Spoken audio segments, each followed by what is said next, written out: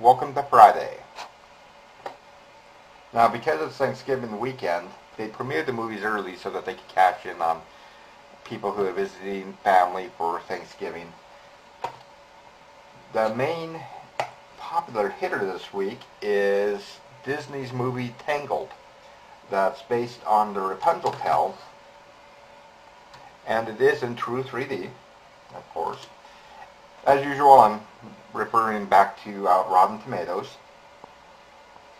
And Tangled has received an 87% tomato meter rating, which is pretty darn good. It features the voice talents of people like Mandy Moore, Jeffrey Tambor, Ron Perlman, plus including Zachary Levi, Donna Murphy, and Paulette Tompkins. And a couple more movies that I need to mention. The Nutcracker in 3D also premiered. And what's pretty amazing about the Nutcracker, from what I'm seeing here, it's gotten a 0% rating.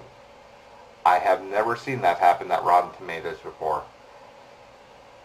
So if Tangled helps win people to 3D, Nutcracker in 3D basically kills it. The trailer for Nutcracker made the movie look kind of interesting. The puppet, the Nutcracker, looked pretty dumb, but it made it look like it was going to be weird and interesting, and it just turned out to be the bomb of the winter time here. And not in 3D, but also another one that looked kind of interesting was Burlesque. It got a 32% rating, and it stars Christina Aguilera and Cher. I think I'll be waiting for DVD for that one. I received a post on my other channel concerning the Aiptek firmware update that is given on Aiptek's European site. When I first got this camera, it was delivering 11 frames per second, and when I got the firmware, I formatted the card using a different program. I didn't use the camera's formatting feature, because when the camera formats the disc, it causes it to be write protected. And so basically I tried a card reader, and for some reason Windows fought me with that, and so I used another card reading device to format the card.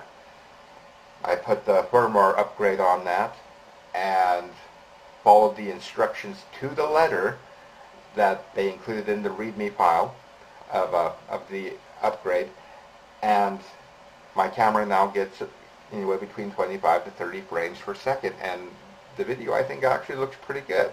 It looks a lot better than it did when I first bought the camera. Well, I received a comment.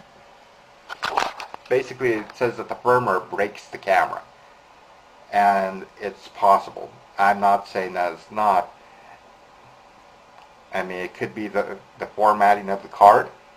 It could be that firmware version has already been placed inside the camera. That's one thing that the comment didn't say, is if the guy was getting 11 frames per second, he just said that he upgraded it and it broke his camera. You know, and I'm definitely sorry to hear that, and there is a risk to placing the firmware on the camera, because if you deviate from it, or if something goes wrong with the, any of the hardware, or your smart card or anything, it could make you throw away $200 on this Aiptek camera.